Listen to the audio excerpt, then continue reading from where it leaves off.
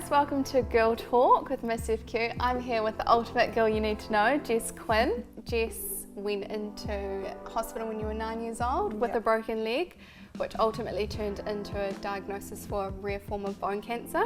Immediately, was it amputated straight away? No, it was about, I think it was 6 to 9 months later. It took them a while to discover the cancer, and then there was the chemo and stuff, and then that wasn't working, so they decided to amputate. So essentially from there you got on the social media wagon and were quite public about your journey. So yeah, suffice to say your determination, your grit, your authenticity has seen you gain a ton of followers, the ultimate girl you need to know.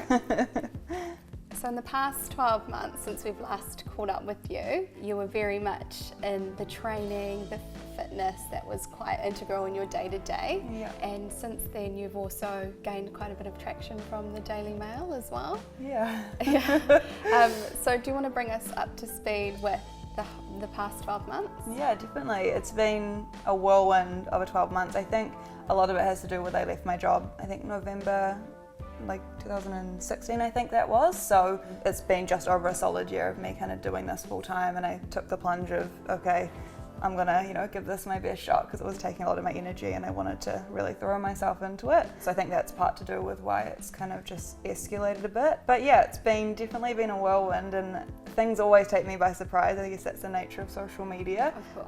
And I'm one of those people that I don't plan. I'm not, I'm going to do this post today and then I'm going to do this post. I kind of just, whatever I'm feeling, I'll talk about or I'll post about, or I won't post for 5 days. And I've found in doing that, it keeps, I guess, that really authentic feel about my life, and because that's what it is, it's just about my life. I often forget that there's however many 100,000 of people watching, and I quite like that, because then it just kind of remains true to me. But yeah, it's been definitely a big 12 months. I think the main thing that's changed the last 12 months is I've just continuously gotten more confidence in what I'm speaking about.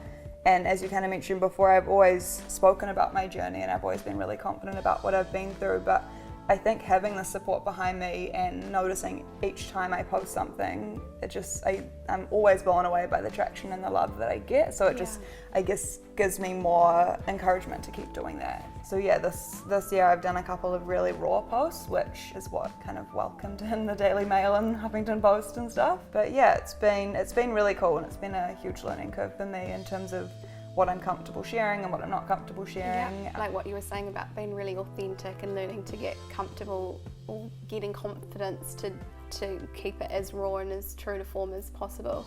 And I think a lot of influencers today, they love to throw that word around, like authentic, genuine, sincere. The word of the year. Exactly. But I think that you hit the mark there, and Natural Models in LA has obviously seen that and they've picked you up. So do you want to tell us more about this exciting new venture? Yeah, definitely. So that came very surprisingly. I just got a message from Natural Models themselves on Instagram, actually, followed about 5 minutes later with an email that I kind of saw simultaneously.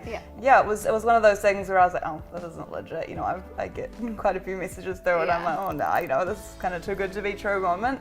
But I went on their page and I was like, they've got like 70 or 80,000 followers or something. I was like, okay, these guys look pretty real. And that afternoon I jumped on a Skype with the girls, and it's owned by a lady named Katie Wilcox, who's she's a huge inspiration to me.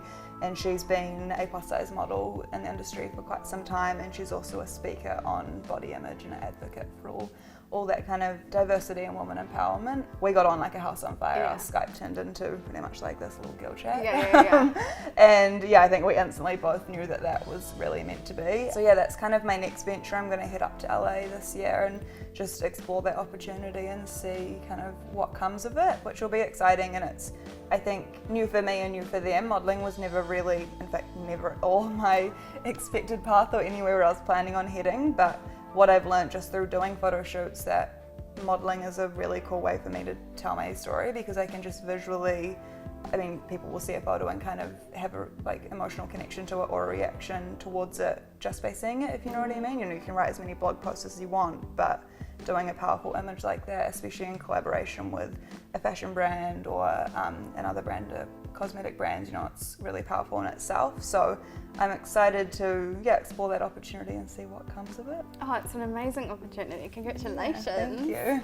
LA. Ooh. I know. Don't know what I'm in for. Yeah. So what's your take on, you know, the beauty industry? We think it's super exciting that, you know, it's not just another beautiful face or a celeb's offspring, you know, on the cover, because that's always been. What's it like to be a part of this amazing movement of diversity within the industry? Yeah, I mean, it's really cool, and that's been one of my goals, is just to be a part of that conversation.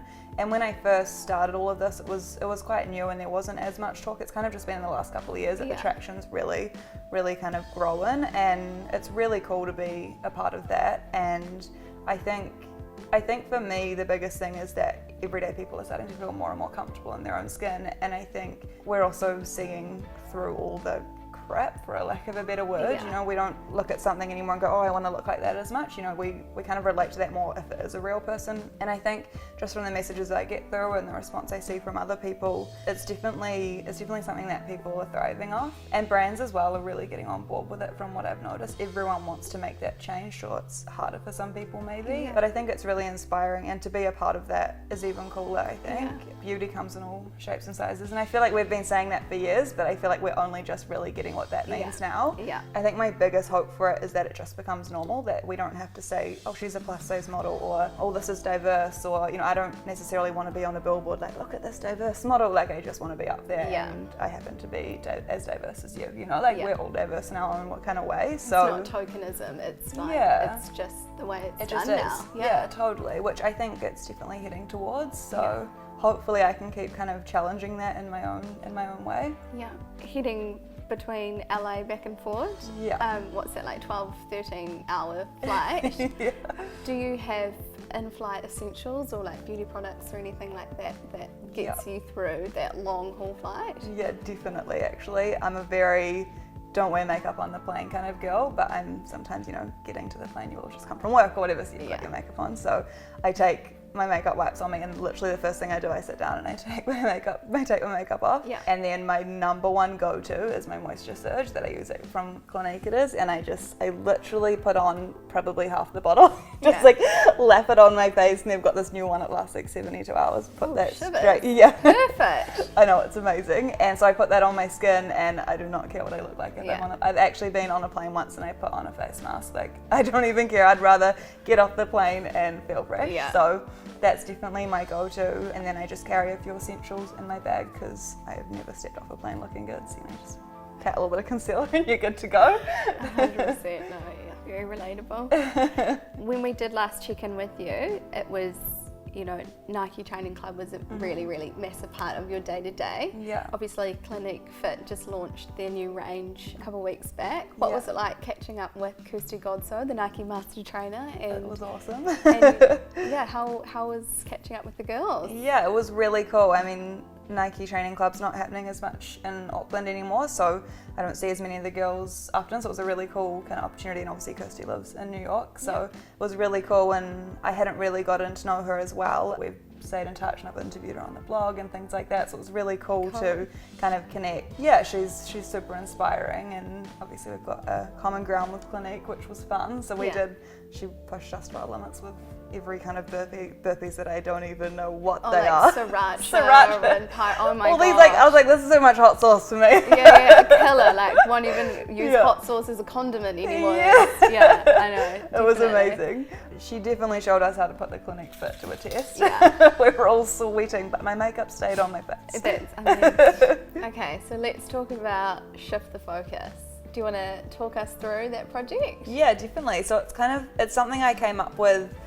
I don't even know why or how. Oh, actually no, I did a post a little while ago, and it was more about shift the focus in our lives and make sure you're happy and all that kind of stuff. And then it kind of hit me one day, and I was like, I really wanted to incorporate it into my training, because I just think so many of us put so much pressure on ourselves to go to the gym for aesthetic reasons. And I kind of had this thing going in my head, and I was like, would you have gone to the gym today if it wasn't about looking a certain way? You know, would you have gone for your mental state, or, I don't know, to get some strength goals or whatever that might be? And for me, I mean, I'm not gonna lie, we all to some degree go to the gym for aesthetic reasons, but for me, like, my main purpose for going to the gym has always been to kind of improve on my abilities and to get strong enough so that I can carry myself properly when I'm walking. And the gym was something I found when I kind of really struggled to get back into team sports, and I found the gym kind of early into high school, and I was like, okay, this is something that I can really do because I'm only competing with myself, and I liked that. And so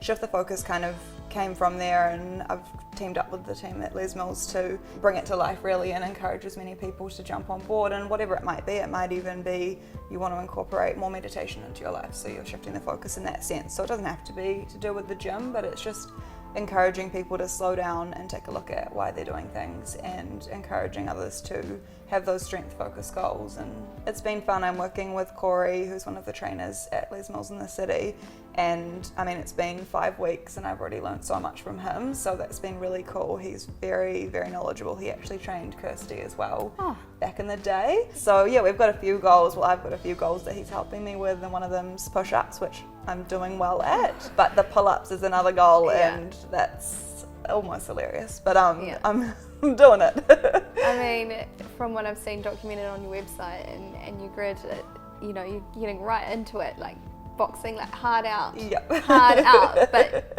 you look amazing. Like, how does this stay put and look so good?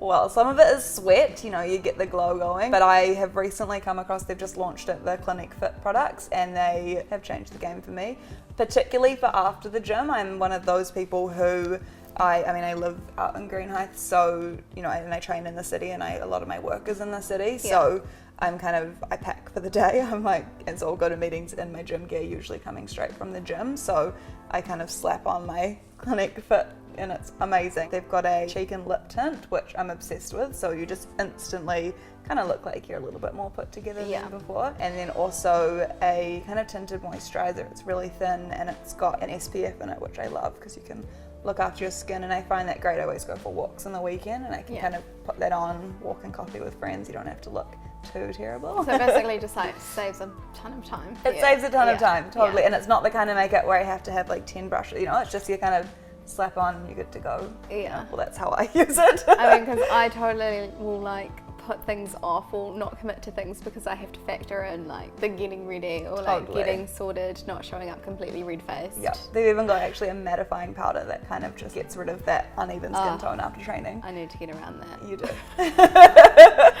Wider messages about wellness and fitness, like is there anything additional you do outside of the gym to stay on top of that, or like have any learnings for Miss FQ? My whole life is kind of, I guess, about that for me. It's probably my biggest hobby, and I put it before anything else, is my wellness, and a part of that is because I'm passionate about it. A part of it is obviously because I've been through a lot of illness in my life, so my health and well-being is really important. And then I love learning about it, and it becomes a bit of an addiction. But for me, what I put into my body is kind of one of the biggest things. I'm really passionate about cooking and finding ways to incorporate healthy foods in my lifestyle in a way that still tastes great. You know, I don't want to be eating chicken and rice all day. I want to be eating kind of amazing foods that are going to fuel my body, and that really worked for me. I do a bit of a cooking with Jess thing on Instagram, which I did as a joke one day. I was just filming and I was like, thanks for cooking with Jess, and then so many people were like, what's that recipe, what's this? And it's kind of grown from there, and it's probably my most requested thing on Instagram when I post something. I'm in no ways a chef or a nutritionist, or nothing complicated, or I don't have all that knowledge behind me, but it just shows that people are really,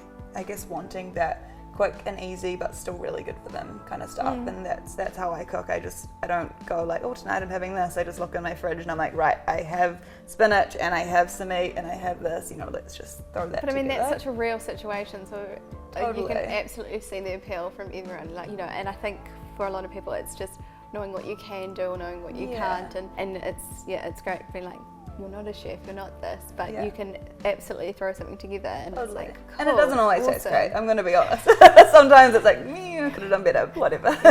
And then I guess in other ways, I'm a huge believer, as I kind of said before, in listening to my body, and I'm getting really into my kind of mindful practices and things like that, especially in what I've been doing for the last year. It's something that, as much as I love it, it really easily drains your energy, I think, because you're constantly talking about really deep things, or I'm, helping people through their journeys, which, don't get me wrong, I absolutely love it, but it is something that you just have to remember. I don't go out on the weekends. I'm someone who just likes to kind of take some time to myself, and go for brunch with friends, but just really chill things. And I think that's where listening to my body is really important, because I need to just have that chill time. restorative, definitely. Recharge myself so I can, I'm going to be no good to helping other people if I'm not kind of on top of my own game. So Understandably. into my meditations, my essential oils, I'm really getting down essential that oils. path. Yeah. So aside from heading off to LA and back again, Yeah. have you got anything else exciting coming up, or? Yeah, I've got lots of exciting things coming in the next couple of months, which will all be revealed soon.